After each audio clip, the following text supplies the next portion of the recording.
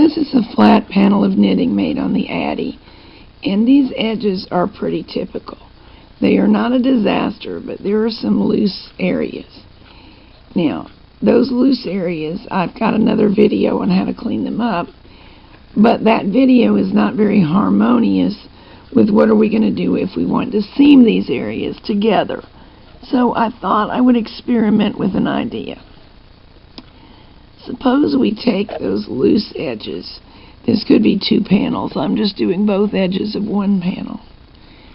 And we pick up a loop from every other row and we latch it together. One row, skip a row, grab that loop. Let's see. This is actually my next row. You got to pay close attention because these large stitches will confuse you. There's the next row. Here's the following row.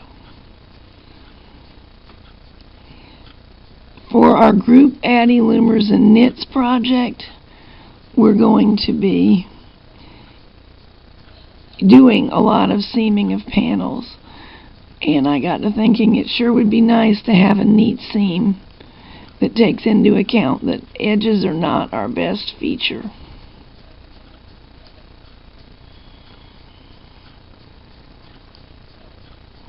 Let's stop and have a look at how I'm doing. I think that is not bad at all.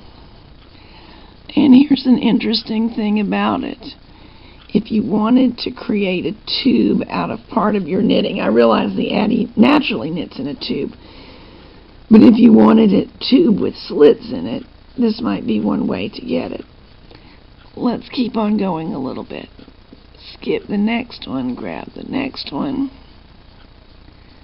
That's been worked into. Skip one, grab one. There are probably some refinements that we can figure out on this seam, so if you come up with any, I'd be interested in hearing.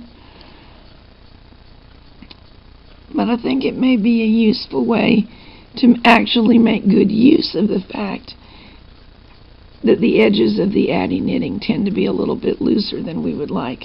Let's use that looseness as part of our seam. Here's the entire length of my panel seam. I find this to be an acceptable look. What about you?